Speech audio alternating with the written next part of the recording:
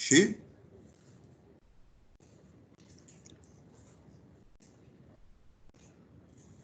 Vou aguardar mais um pouquinho aqui. A turma, porque eu conheço o Adriano.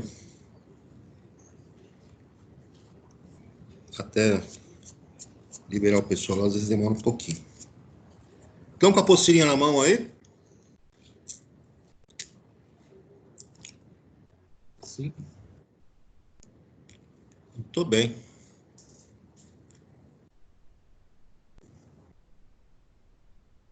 Pessoal, eu passei para vocês lá o conteúdo, né, da prova de segunda-feira aí. Só a parte de termoquímica, tá? Primeiro capítulo que nós vimos aí da apostila. E hoje a gente entra aí num assunto novo.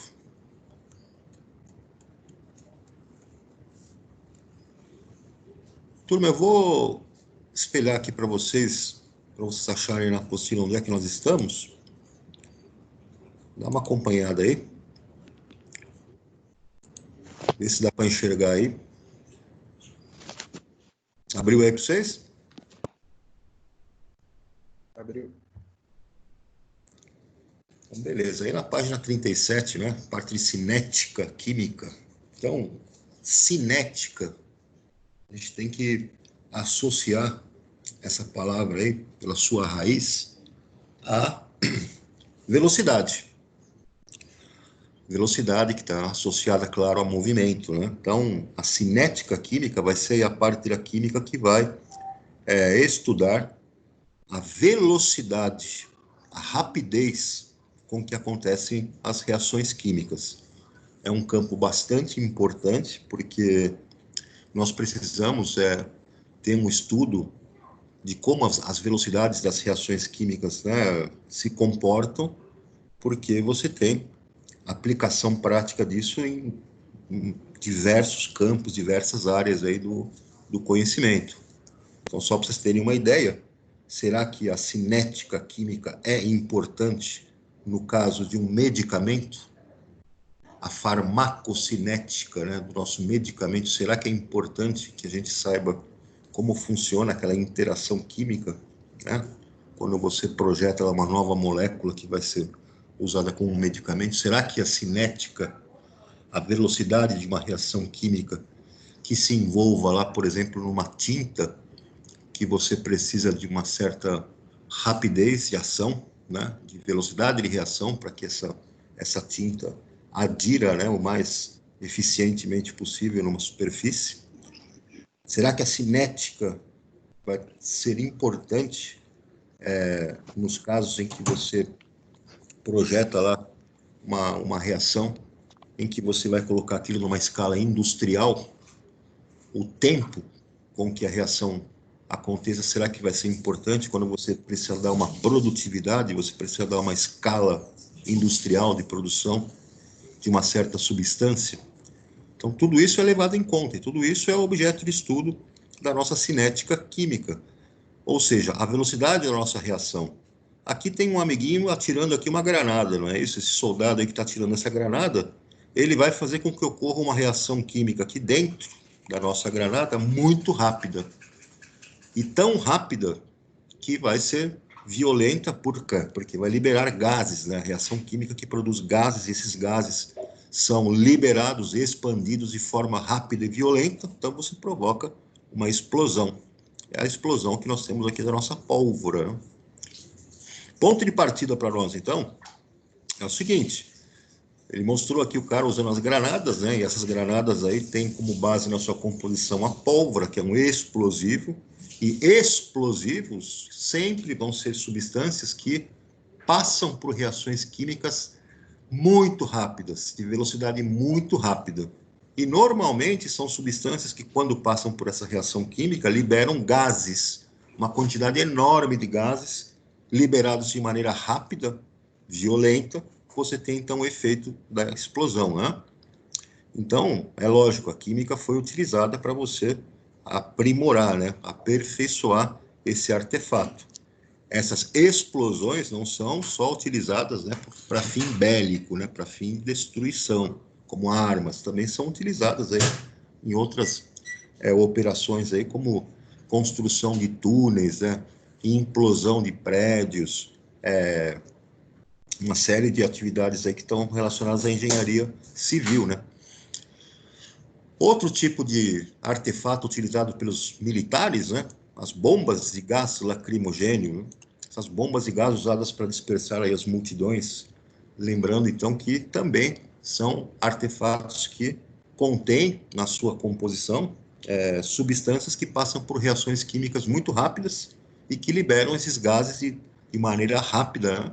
E esses gases aí têm um efeito de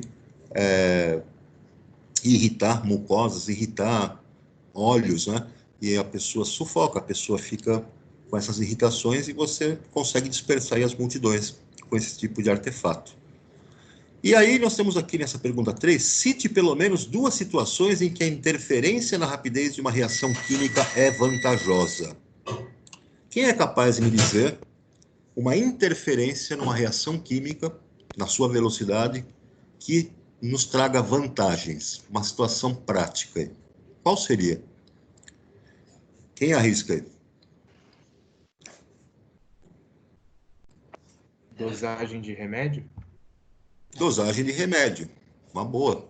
O que mais que eu posso fazer? Interferir na velocidade de uma reação para me gerar um benefício no nosso dia a dia. Bom dia, Pro. Bom dia. Bom dia. Você já fez a Bom dia, seu chamada? Zé. Mas não é possível, esse Japa está querendo perder nota livre mesmo, não tem jeito. Bom dia, Japa. Bom dia, Jota. Bom dia. Pessoal, Boa atraso, Jota. eu imaginei. Aula da Adriana? Isso. Pessoal, por exemplo, aí, se eu quero que o meu portão não enferruje, eu tenho que fazer alguma coisa para diminuir a velocidade dessa reação de oxidação, não tem? É uma aplicação prática. Quando eu construo estruturas metálicas, eu preciso pensar em alguma maneira de diminuir a velocidade da reação que ocasiona a corrosão dos metais. Então, tem algumas coisas que eu posso fazer para diminuir essa velocidade de oxidação, de corrosão, de enferrujamento. Eu posso introduzir ligas metálicas, né? Eu posso fazer pintura, eu posso fazer proteção anódica a partir de princípios lá de eletroquímica, e com isso eu consigo diminuir a rapidez com que haja, então, um enferrujamento. Um outro exemplo, eu tenho geladeira em casa. Né? Geladeira em casa serve para quê? Para diminuir a temperatura e conservar por mais tempo os meus alimentos. Porque se eu não mexo com essa diminuição de temperatura, a velocidade das reações que ocasionam a decomposição do alimento, essa velocidade fica maior. Se eu diminuo a temperatura, eu diminuo a velocidade com que os micro-organismos causam a deterioração desses alimentos. Então, eu diminuo a velocidade daquelas reações e eu preservo os alimentos por mais tempo. É um outro exemplo de como eu posso interferir.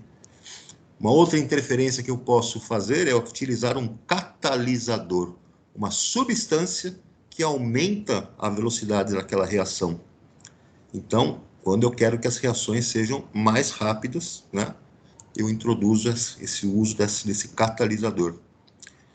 Então, vejam só, quais são os objetivos da nossa unidade aqui. Então, compreender e utilizar a teoria das colisões, né, para explicar a cinética das reações químicas. Eu tenho que entender como que vai acontecer a interação entre as moléculas, nessa teoria das colisões, para a formação de um complexo ativado, que é um composto intermediário, e uma vez que esse complexo ativado é formado, a reação, então, caminha para a formação dos produtos. Como que essas moléculas interagem? Como que elas colidem para que eu consiga quebrar ligações químicas nos reagentes e formar as novas ligações químicas nos produtos.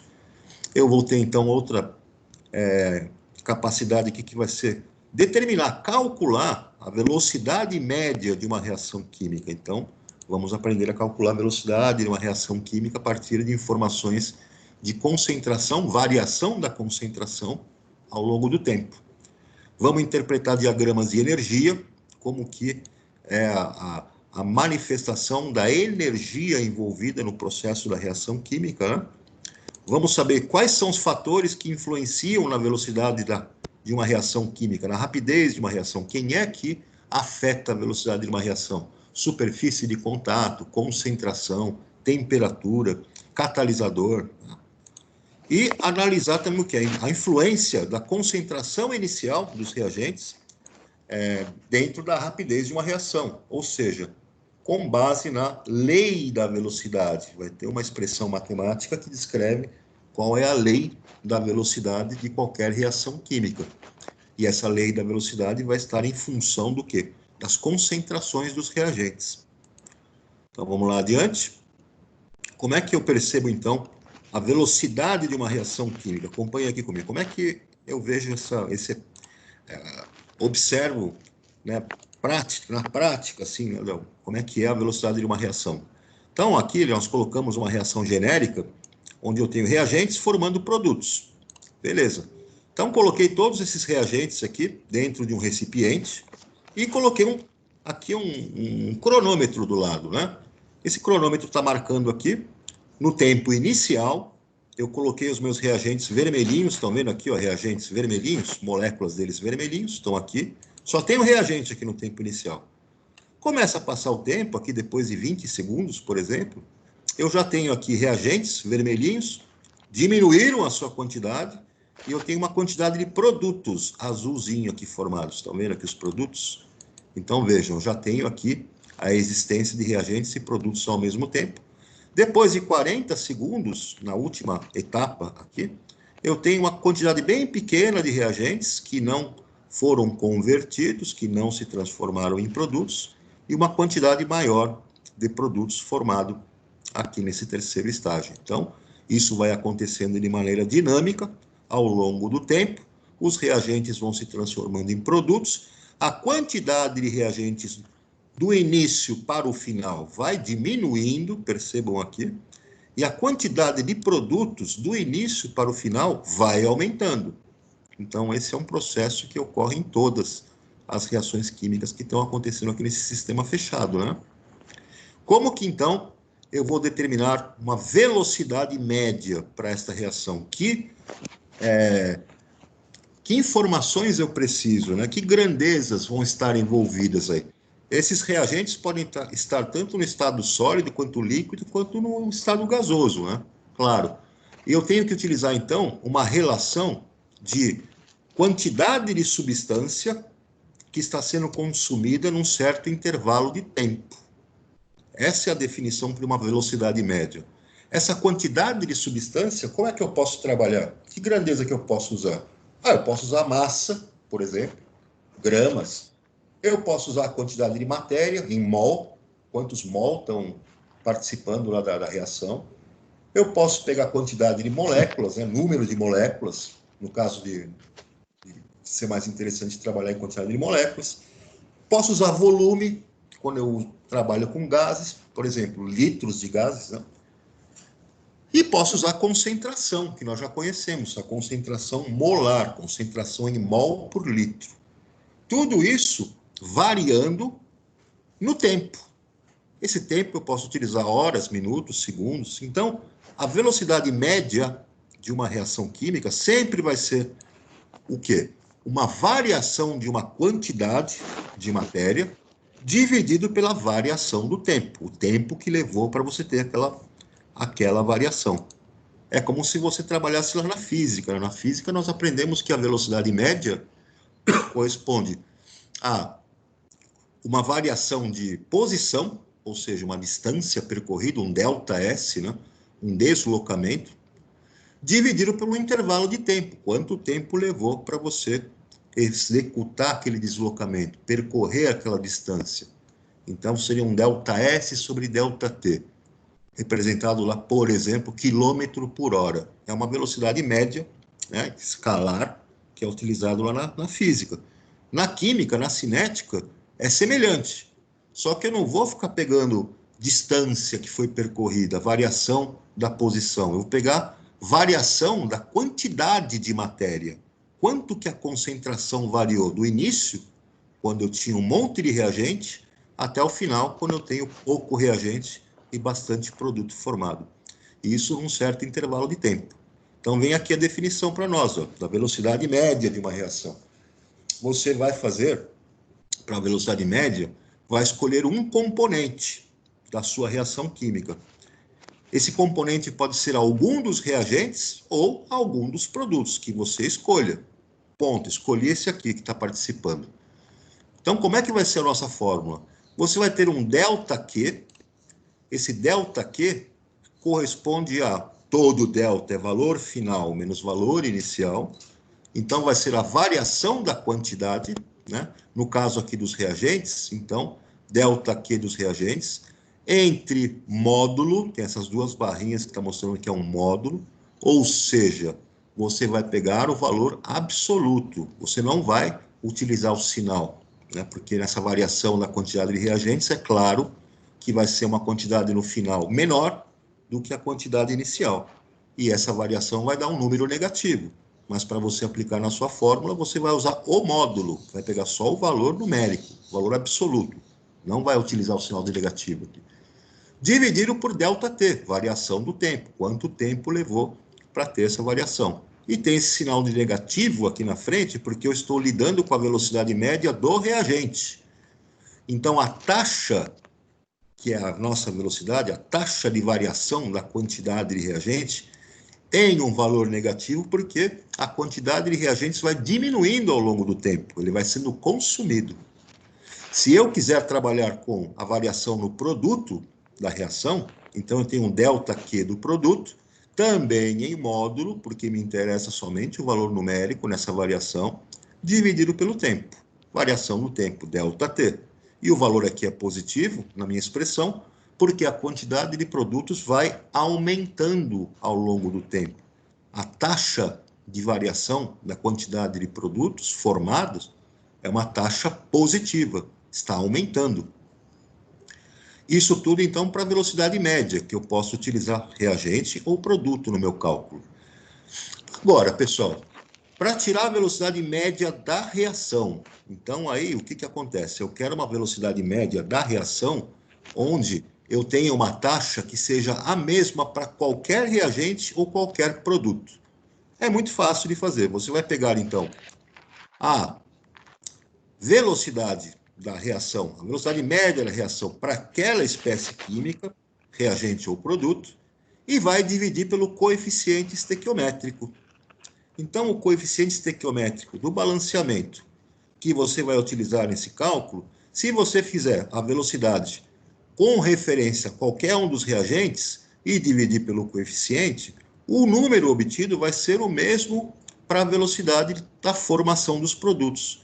Quando você divide pelo coeficiente estequiométrico, as velocidades médias de qualquer um dos componentes, você vai obter a velocidade média da reação. Eu sei que é um pouquinho abstrato, isso aqui fica um monte de fórmulas jogadas, mas quando nós chegarmos no exemplo de cálculo aqui, vocês vão ver que é bem simples, não tem segredo nenhum para se calcular isso.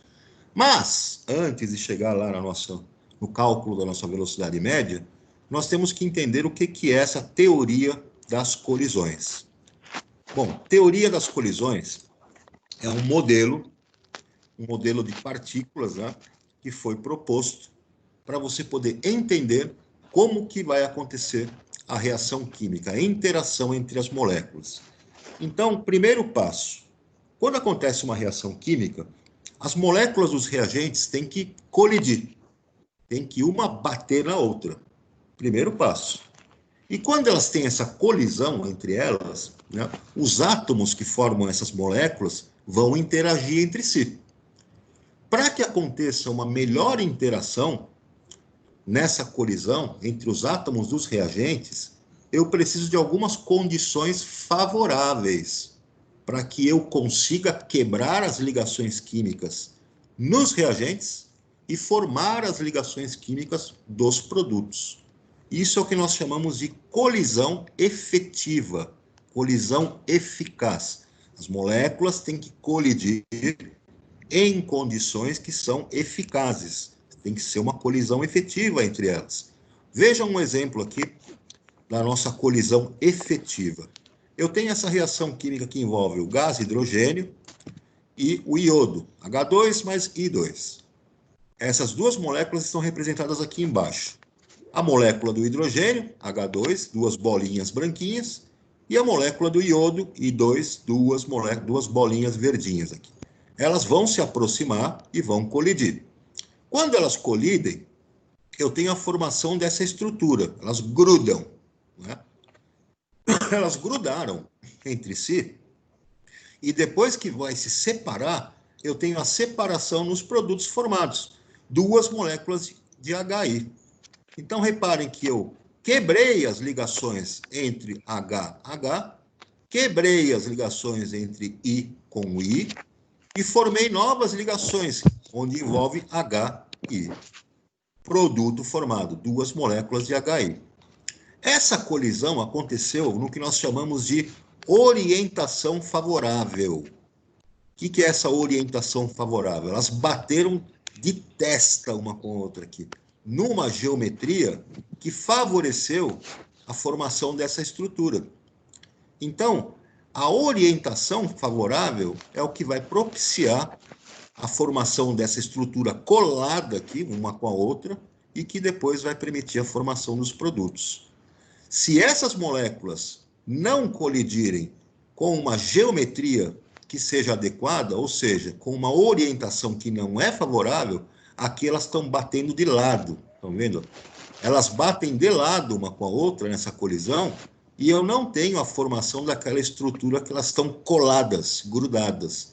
Então, elas vão se afastar e não vai haver a reação química. As moléculas não interagiram com uma orientação favorável, não há formação dos produtos. Até aqui tudo bem, pessoal? Tudo bem. Pessoas, até aqui tudo bem? Tudo sim. Sim. Olha só, Tudo certo. então, o que vai ocasionar, então, a reação mesmo acontecendo, a formação das novas moléculas, né? Nós vamos usar essa teoria das colisões dentro de alguns parâmetros energéticos também. Eu não tenho só essa condição geométrica, essa condição de orientação. Além dessa condição de orientação, eu preciso que essas moléculas tenham uma certa energia. Elas carreguem consigo uma energia cinética, né, que seja suficiente para que elas colem uma na outra na orientação favorável. Que seja suficiente, então, para que as ligações químicas entre os reagentes sejam quebradas e se formem as ligações químicas que vão estar presentes nos produtos. Essa energia necessária, quando acontecer a colisão entre os reagentes, é chamada de energia de ativação. Então, olha só, a definição para essa energia de ativação, que é representada por essa letra E com um azinho aqui embaixo, né? A energia de ativação, então, vai ser a mínima quantidade de energia que você precisa para romper as ligações químicas entre os átomos dos reagentes e formar, depois, as ligações químicas entre os átomos dos produtos. É como se fosse a energia mínima necessária para você poder, digamos assim, pôr fogo em um pires cheio de álcool, de etanol. Se você colocar aquele etanol num pires e deixar lá em cima da mesa, ele não pega fogo sozinho, pega? Não vai pegar, continua lá, ele vai evaporando, e ele não pega fogo. Aquele álcool que está naquele pires está em contato com o oxigênio do ar. E eu sei que a reação química de combustão do álcool é o álcool reagindo com o gás oxigênio para formar gás carbônico e água.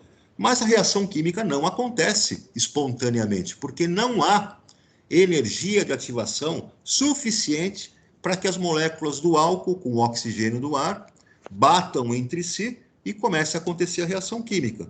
Mas se eu aproximar um palitinho de fósforo aceso perto daquele álcool, eu forneço a energia de ativação mínima necessária para que algumas moléculas já comecem a reagir, para que se formem os complexos ativados nessa estrutura colada, para que essas moléculas tenham uma energia mínima para poder formar produtos. E aí calor vai sendo liberado, e esse calor vai sendo usado como energia de ativação para as outras moléculas começarem o processo também, e aí o meu álcool entra em combustão. Eu forneci a energia de ativação, a energia mínima necessária para que as moléculas tenham condições de, na colisão efetiva, formar os nossos produtos. Então, vejam, pessoal, aqui uma outra figurinha que mostra como isso acontece. Então, eu tenho os meus reagentes aqui. A molécula AB e a molécula XY. Elas estão aqui em movimento, estão com uma energia de ativação mínima necessária, suficiente para que quando elas colidam numa orientação favorável, pá, bateu aqui, orientação favorável.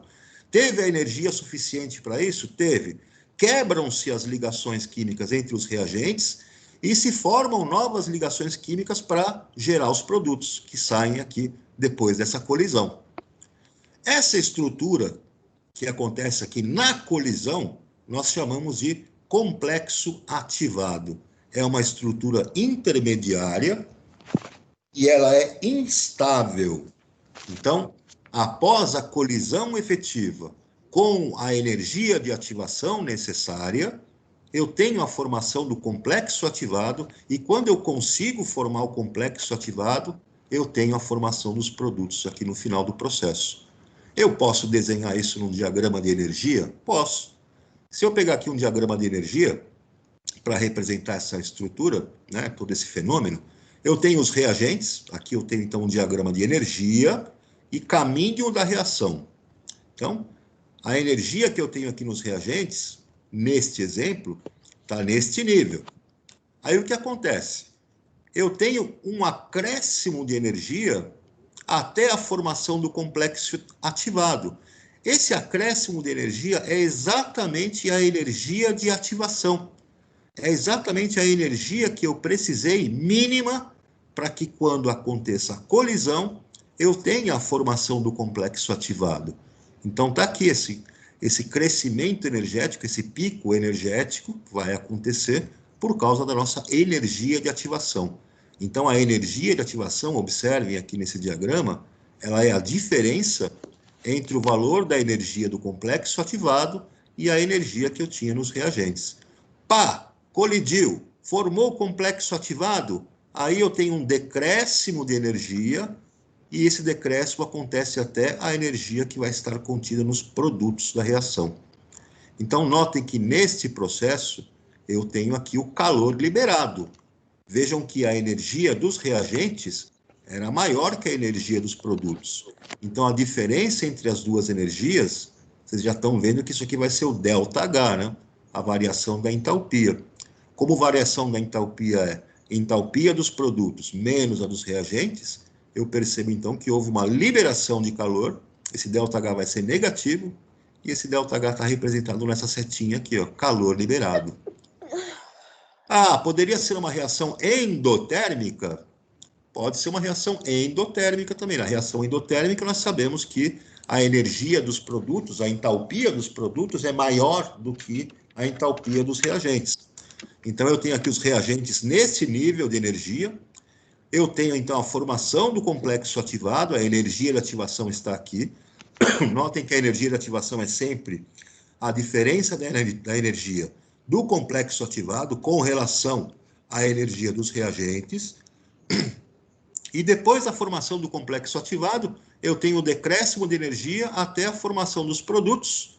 E notem que nos produtos, a energia que eles possuem, o conteúdo energético deles, é maior do que dos reagentes.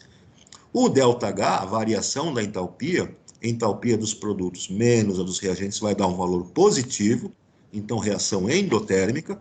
E notem que a seta do calor absorvido está apontando para cima, porque se refere a um processo endotérmico. Até aqui tudo bem, pessoal? Sim. Vamos aqui adiante. Uma coisa que é importante, então, a gente visualizar. Mas onde é que isso vai afetar a velocidade de uma reação? O que isso tem a ver com a velocidade da reação? Turma, A energia de ativação é um pico aqui, né?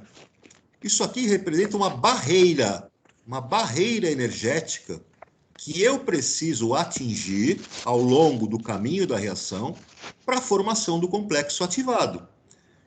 Se essa barreira for menor, esse pico for menor, eu consigo atingir o complexo ativado mais rapidamente, concorda ou não? Pensa em um morro, por exemplo.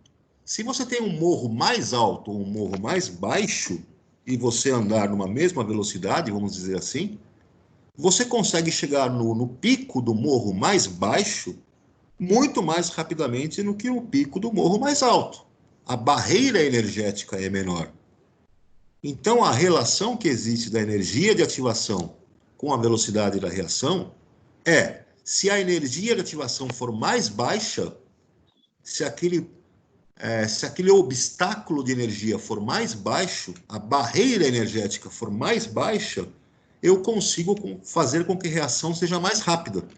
Os produtos são alcançados, né, de maneira mais rápida. Então, a nossa conclusão é a seguinte: quanto menor a energia de ativação, mais rápida é a reação química. Quanto menor a barreira energética para a formação do complexo ativado, mais rápida é a reação. Agora, se essa energia de ativação for muito elevada, a barreira energética for muito alta, a reação vai ter uma velocidade menor, vai ser mais lenta. Então, está aqui a nossa conclusão. Quanto menor for a energia de ativação, mais rapidamente acontece a reação. E o contrário também é válido, né? Quanto maior for a energia de ativação, mais lenta é a nossa reação química. Então, deu para vocês já perceberem que, se eu colocar o álcool para queimar, aquela energia de ativação que eu preciso é bem pequena. Basta lá um palitinho com fogo ali que eu rapidamente já consigo fazer a reação, ela é rápida. Agora, um pedaço de ferro enferrujando é um processo lento. E nesse processo lento, então, eu já imagino que a energia de ativação na reação do ferro com oxigênio seja maior. O obstáculo energético é maior. Tudo bem até aqui, pessoal? Tudo bem. Sim. Nós temos aqui também um outro postulado, não é um postulado, mas é uma conclusão empírica, na verdade. Quanto maior a frequência, né, de colisões, quanto mais as moléculas estiverem colidindo, maior a possibilidade de acontecer as colisões efetivas. E com isso, você vai ter uma menor energia de ativação. A barreira energética vai ser menor. E você vai aumentar a velocidade da reação.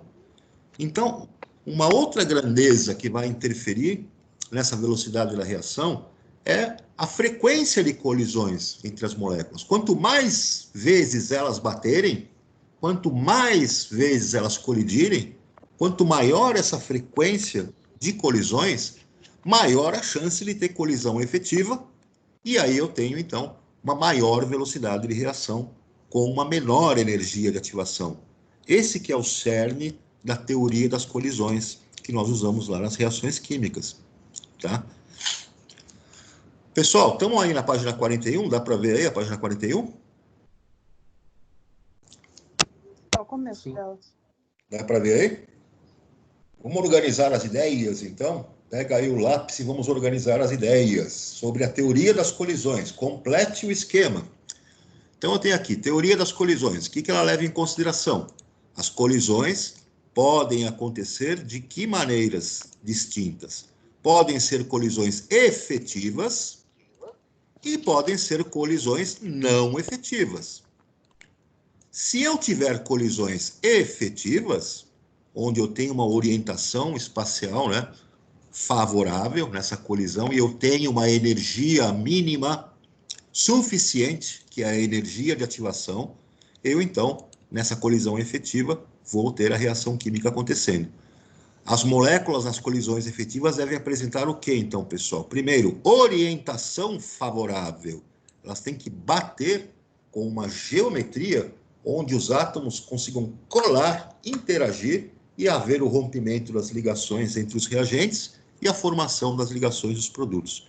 Mas não basta só a orientação favorável, deve haver também uma energia suficiente para que essas moléculas grudem.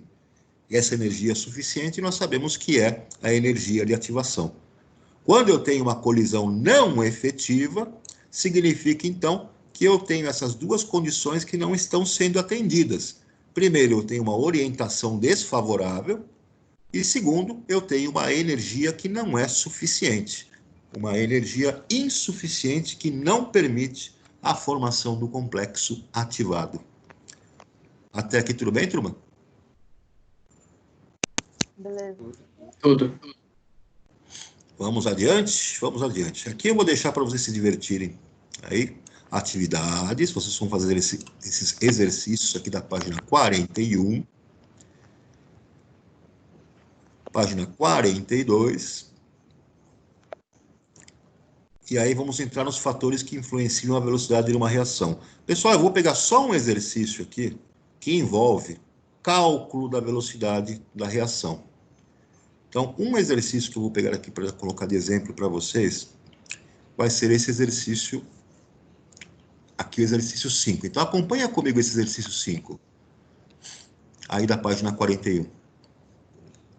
Os dados a seguir correspondem à variação da concentração do produto em função do tempo, para a reação X mais Y, formando W. Então, eu tenho aqui dois reagentes, X e Y, e um produto sendo formado, o produto W. E aqui eu tenho uma tabela que me mostra o quê? A concentração de W em mol por litro pelo tempo em minutos. Então, repara comigo aqui nessa tabela. No instante inicial, no tempo zero, quando o cronômetro foi disparado, eu não tenho nenhum produto formado, zero de W. Depois que passou aqui 1 minuto, eu tenho agora o produto W formado numa quantidade de 0,6 mol por litro. Depois de 2 minutos, eu tenho uma quantidade de 1 mol por litro do nosso amiguinho W. Depois de 3 minutos, eu tenho uma quantidade de 1,4 mol por litro do produto W. E depois de 4 minutos, essa quantidade já cresceu para 1,7 mol por litro. É evidente que isso vai acontecer. W é um produto da reação. A concentração dele vai aumentando ao longo do tempo, porque ele vai sendo formado. Aí ele pergunta para nós aqui, determine a velocidade média no intervalo entre 1 e 3 minutos para a formação de W. Então, ele quer a velocidade média para a formação do W. Vamos lá. Qual é o intervalo de tempo? Entre 1 e 3 minutos. Está aqui. No tempo de 1 minuto, a concentração de W era de 0,6. No tempo de 3 minutos, a concentração do W é de 1,4. Isso é tudo o que eu preciso para calcular a velocidade média dele. Então, observem. A velocidade média vai ser a variação da concentração em módulo, porque eu quero só o valor absoluto aqui de dentro, dividido pela variação do tempo. Então, pensam, quando eu tinha 3 minutos, a concentração era 1,4. No tempo de 1 minuto, a concentração é de 0,6. Então, eu vou fazer a variação da concentração, 1,4 menos 0,6, dividido pela variação do intervalo de tempo. 3 minutos, final, 1 minuto, o inicial. Fazendo nossa continha, velocidade média para W, 0,4 mol por litro por minuto. Esse L a menos 1 e minuto a menos 1 é a mesma coisa que escrever mol dividido por litro vezes minuto. É uma outra forma de representar a unidade dessa velocidade média. Ok, pessoal? Difícil aqui ou não? Fácil, professor. Não. Ah, mais ou menos, né? Moleza? Muito bem. Deixa eu ver se tem algum outro exemplo de cálculo, porque lá no conteúdo ele acabou não colocando muitos exemplos aí para cálculo, né? Eu queria que vocês vissem alguns aqui.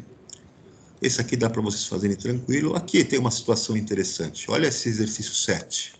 Acompanha comigo aqui. É muito comum isso aparecer aí, vestibular, Enem, essas coisas, né?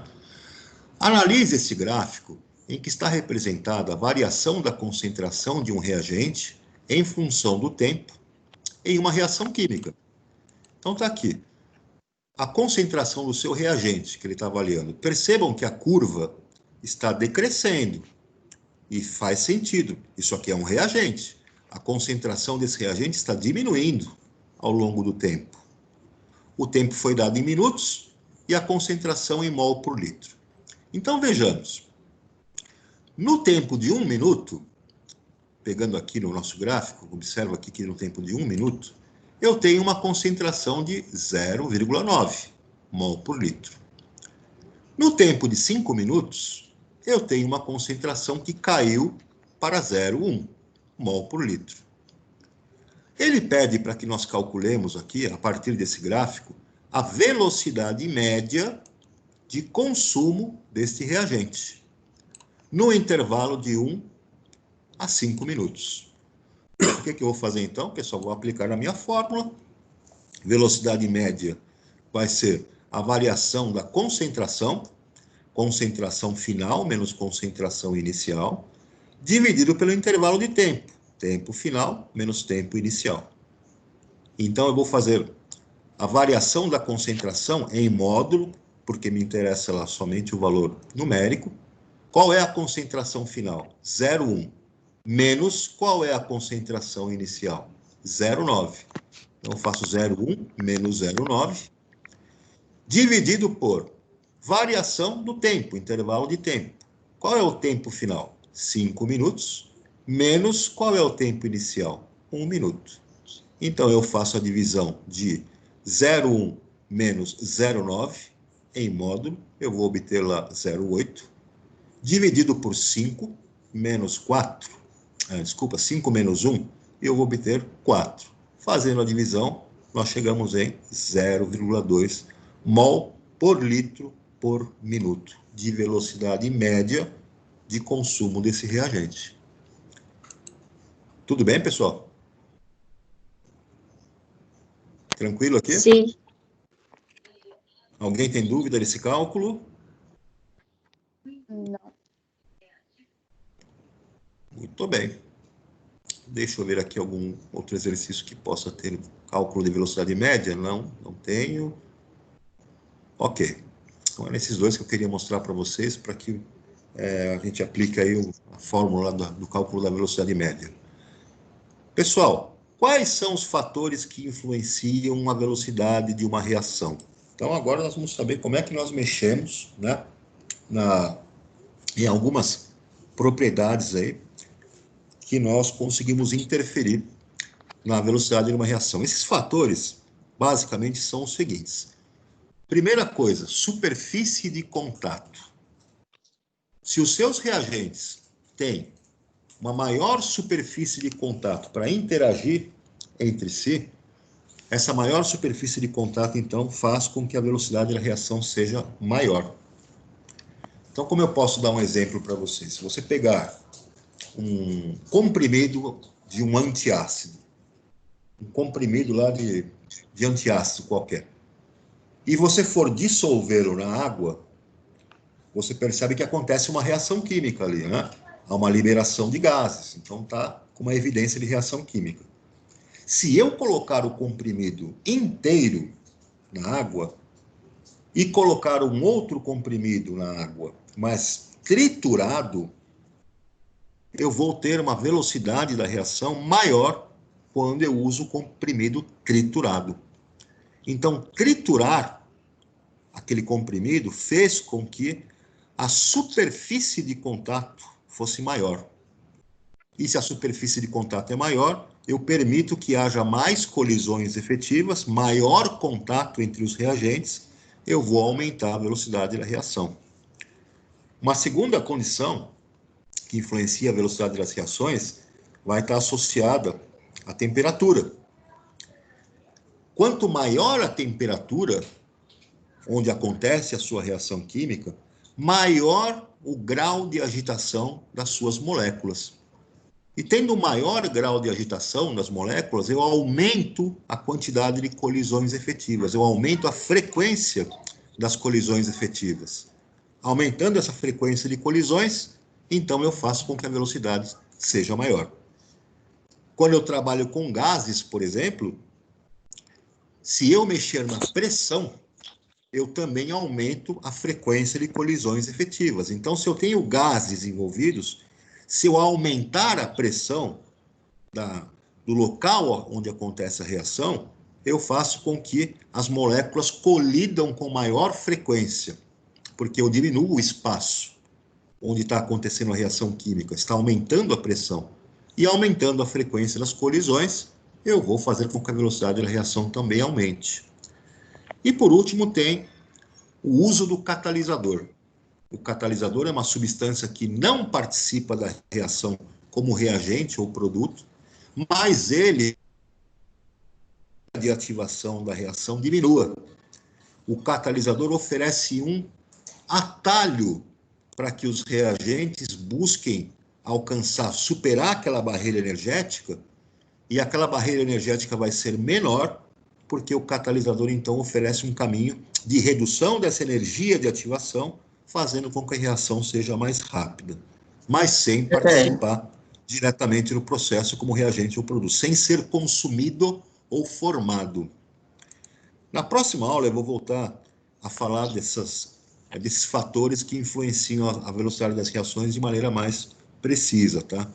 Mas por hoje eu queria que vocês fizessem aqueles exercícios e nós voltamos a tratar desse assunto aí na próxima aula. Pessoal, alguma dúvida? Não. Não. Oi?